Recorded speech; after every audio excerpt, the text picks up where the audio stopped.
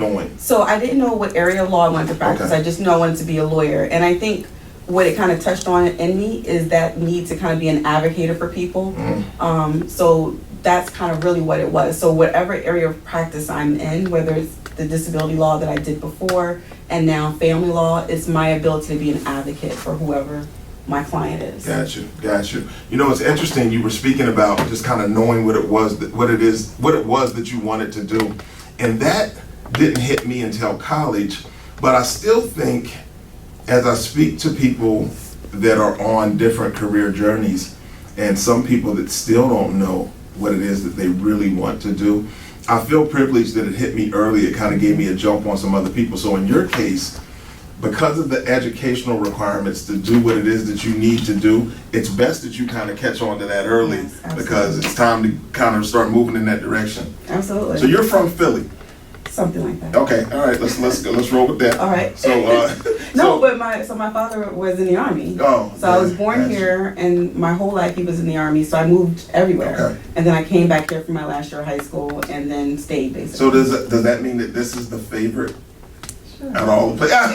No, but it is. It absolutely is. Or any warm weather locations, like do you have a Florida or California, like Southern Cal on So that list? my family, my dad retired out in Oklahoma, and my sisters are there, and Really? my brother moved to Florida recently, but my family's in Oklahoma, so that's my other part. Okay, Oklahoma City? Like I don't mean to About an hour and a half from Yeah, Oklahoma okay. City, so right outside the military base. Are they huge OKC fans? Is that like their thing? They're all Philly, all the way. Really? Oh, I love Everything's it. Philly, all the Okay, way. okay, Yes. okay. Well, shout out to them. Shout out to the Kinchloe family. No, I guess it would be Mitchell. your maid, Yeah, Mitchell. Mitchell. Shout out to the Mitchell family. I know some Mitchells, man. It might be your Mitchells too. Have to talk about that one day. All right, so you go on this law journey. It takes you to where'd you go to law school? Temple takes you to TU. Shout out to all my Temple TU? listeners and grads. Yeah, man, TU is so heavy in this city. I mean, Temple is all over the place. Yeah, all right. So I have a question for you as well. Do you believe? Because I always say to people, if I knew then, like I always knew I wanted to live in Philadelphia and/or New York City, or both. Right? I always knew that was. I really wanted to live in both, and I thought it was doable, and that's what I do. But I said, man, I should have went to college in one of those cities, because it would have started my network, my professional network. Like I have a great network of people from the neighborhood in both cities, but I didn't have that professional network that I think would have kind of jump-started some of the things I was looking to do. Do you think that benefited you to go to school here? I definitely do think it did. I believe it did. Okay. I think initially I was looking at, I wanted to go to Princeton. Still in the region though. Yeah, still in the region. And I looked at schools in Oklahoma because we were there. Yeah. And Texas. But when I came here and I got a chance to start working here, I knew that this was a good place because it's a nice like in-between type area. It really gives you that mix of a little bit of everything. And you're near all the other metro areas. Right. Yeah, it's very centrally located. I was telling someone the other day, like I'm on when I hit the Amtrak, I'm in Penn Station in an hour and 20 minutes. Yep. It's not bad. Jump the train, I'm uptown with closer than 2 hours. I'm already uptown, like sitting in my desk. Yep. Comfortable. Yeah, right, exactly. Like with Wi-Fi, coffee and a black and white yeah. cookie. Yeah. It's all good. So all right, I want to talk to you about this. What is this Philly VIP thing all about? So Philly VIP is a pro bono service Okay. that does work. So a lot of lawyers sign up to do work for pro bono, Yeah. so for free, for whatever cases that are coming in. So Really? for example, I sign up to say, hey, I'm willing to take family law cases. I can go on and look at the cases that are listed there, what the need is. Sometimes it's urgent, sometimes you kind of take it as it goes. Sure. I select the case, I get it, and I handle the case for free. Interesting. So when people ask me, do I do work for free? I do it through Philly VIP. Okay. So a company called me today. I think it's called Recruiter-Fi. Now, I guess the concept is the same in the fact that it's a pool of search firms, and people can come there with their open recs. But we don't do a pro bono though. Yeah, that's that's the difference. Yeah. We don't do a pro bono. But the way his rates are, you might as well. Well, anyway, I won't go there. And Philly VIP does everything. Well, not everything, but a lot of different types of cases. Sure. So business, if you have a business and you need help with your business, they can do it through there as well. And it's interesting. I've never heard of Philly VIP, but I think that I've had people that probably could really benefit from the services, at least give it, pitch it, like put it out there. So is it a web portal and some people kind of log on and give So information usually about it's the like case? through community legal services. Okay, So it's basically gotcha. legal services. Gotcha. And if you go to phillyvip.org, you'll find it and you Okay. can see what you need to do. Excellent, excellent. Yeah, when I saw that, I said, man, I want to speak to her about that.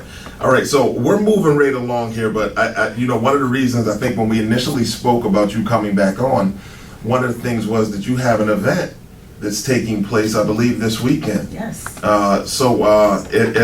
If I understand this correctly, and I'm pretty sure I do, this is going to be a big thing because it is actually a Father's Rights Custody and Support Lunch and Workshop taking place here in the city of Philadelphia. That's correct. So this Saturday we will have, my firm does this periodically, but we do it every June around Father's Day, not on Father's Day. We want the men to be with their kids if they want to do that. That's smart. I can appreciate that. Yeah. So, but what we do is have gentlemen come out. We talk to them about custody, what needs to be considered in a custody case, what should be considered in a support case. Really, just trying to give information to the men that are out there, the fathers that are out there who are going through things, or maybe be wanting to start some type of legal, some litigation for their children. You know, I didn't think about that side of it. I saw it reactionary, but I didn't see it for the people that are like, you know what, let me get ahead of something. You want, because sometimes you don't do anything because you don't know you have the ability to do it. Sure. You don't know you have the rights. So I want people to be making decisions based off of what's out there already and say, hey, I know that if this happens, I can do this. Exactly. So you need to have that information first before you even get started. Get your feelings right the first time. That's exceptional. You know, I know this isn't your first rodeo. I know you've done events like this before. And, you know, I understand what the give back is all about. You know, I operate in that space as well. But for you, do you operate independently in that, or is there a group of attorneys that are of a similar mindset that kind of support like this type of event with you? So for the family law, this is purely me. When I do business type of events, you're welcome, thank you. But when I do the business events, sometimes I'll pull in other people for that. So I know that everyone can't afford an attorney, and I know that there is this space that exists between meeting the requirements, the income requirements for legal services, and not being able to afford a lawyer. And so I want to provide information in a place that's approachable. I limit the number of guests to about 20. I want it to be intimate. I want people to feel open to talk about what's going on. And I really just want it to be an atmosphere where people can talk and kind of learn and communicate. So I don't bring a whole lot of people in. Makes sense. Do it that way. Yeah, that's a exceptional resource. And you know, I know you've been, I don't know, it's like June, Alycia Supports Men Month. And I know you had another event going on, I believe it was last week, where you were kind of getting a message out about, I think it was related to fathers in general. Yes. And I want to hear more about how that went and what your takeaways are from that event. And I want to share something about something that we have going on next week that I mentioned to you through social media, and I'll share with you today because I'll be able to share it with our listeners as well. So how did it go last week? Tell our listeners what the event was, Sure. And then let's speak about it. So there's a radio show out of New York called Black Pill Radio. And that gentleman, Tyler, who runs the show, had a panel of guests on. And so the educators, men and women, talking about what black men need to know. Which I feel like is a hard thing for me to say. I'm not a black man, but I was raised by a very good one. And you have some under your care. And I have 3 sons, and my husband is black as well. Yes. But, so I don't want to make it seem like I know what someone is supposed to do. But at the same time, I do feel like there's some things that I can impart, you know. But the conversations were around financial well-being, around health, around spirituality, education, and then with regard to law, legal custody of their children. Okay. So that's kind of what that was just a real good conversation with several people about what we thought from our different disciplines we think black men should know. Gotcha. And just kind of to uplift and empower. Wow. Yeah, exactly. You know, I want to speak about the uplift and empower piece, but I think, you know, one of the things from a career standpoint, you know, what I've heard some people speak about is that, you know, when they're going through whatever legal situation they're involved in, just keeping their job within the court dates and things of that nature, and maybe not wanting to let their employer know what's happening. Like, how do people navigate that? That seems to be difficult. Like, how do I keep my employer from knowing that I'm going through this situation, but I'm going to need days off to go to these court dates? Yeah, so I've seen men handle it a different way, and it really depends on your employer, right? Okay. Some of them you can have that type of conversation with and say, look, I'm going through this, and maybe not give all the details, Sure. but this is what I'm going through, and these are my court dates. You need to be honest. Then sometimes it's talking to your lawyer and saying, look, I can't come to court, but can you make it so that I can appear by telephone? Yeah, I'm going nice, to do that. okay. And I'll I didn't ask think that. about And a that, lot yeah. of different levels will allow you to do that. Okay. So let's get you in by telephone so you don't have to leave court because your baby's mother brought you to court for Sure, the third time sure. this year. You know? Yeah, I think people need to know that that option exists, Yeah. because I've seen people struggle with the dates. Like, look, I can't miss again. Mm-hmm. And some people have started new jobs because maybe their situation required them to move. Mm-hmm. I had a gentleman that worked for me in New York, and he needed to be in Atlanta, and he was still on like a 30-day probationary period. And I let him go, but I'm like, look, you got to be back tomorrow. I can only cover for you. Yeah. And it was difficult, but he was appreciative of me basically saying, look, I got you, but I can't get you for 3 days, 4 days. Mm-hmm. But because he wanted to drive initially. Gotcha. So you're driving to Atlanta from New York, up and back's a day. Mm-hmm. That's if you don't even sleep, Exactly. pretty much. So yeah, so he had to make, he managed to do it, but I felt so bad for the situation. So speaking of uplifting and empowering career seeker listeners, next week, I'm really excited about this one, Alycia, right here. So I think you know all three of these people. I would imagine you probably know all three. So next week we're going to do a show, and I think to your point, not to basically say this is what black men need to do, but it's a show just to celebrate what's going on with some people, even here in this city in particular, but people that even have a national profile because of some of the things that they're doing. So we got my man Suleiman Rahman on, right? I know you know Sul probably. Mm-hmm. All right, you know Jamil Rush? You know Jamil? He's the president of the SHRM chapter here, Okay. Society of Human Resource Managers, and then Greg DeShields.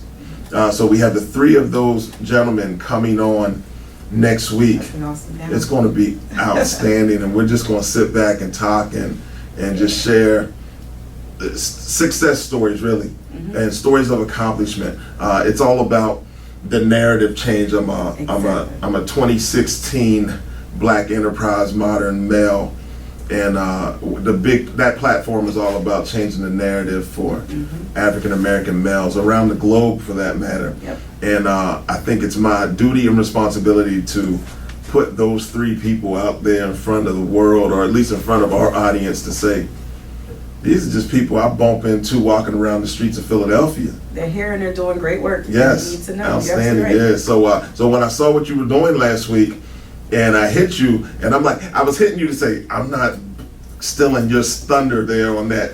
I got something planned. I got something planned already, Alycia. No, but we need this. We need more of these things. And that when you asked me about the takeaway from the radio show, that was one of the things that one of the gentlemen mentioned, was controlling the narrative of the black man or the black father. That's what we really need to do. And these stories are out there, and I hear them so much. Yes. I want people to continue to hear them, and that's what they think first when they think about a black man or a black father. These good things that you and I see all the time. See it all the time, yeah. So it's just, again, I think certain people were given a platform, thanks to Philly Cam and WPPM, just for allowing me to kind of hang out here and bring some of those positive stories to light. I think their big push is people-powered media. And we were at an event, and the station manager was like, we're not the fake news, we're the real news, And I think Vanessa hit that right on the head. Just look, we have an opportunity to tell some very unique stories. So let's kind of take that path, that journey to the things that we produce, and that separates us from a lot of the other platforms that are taking place out here. All right, so Alycia, what I'd like to do real quick, right, is I'd like to take a quick break. But then I'd like to come back and speak about your your podcast career that's going on here. You really locked in on that circuit. No, you got that thing on lock. So I want to speak about that. I want to speak about some of the other things that you have going on. I know you still, like this Entrepreneur X, this Business Babes thing, all of this stuff you got popping, I think people need to hear about. So that's what we're going to do. It's the Career Seeker Show live, WPPM 106.5 Philly. All right, let's go.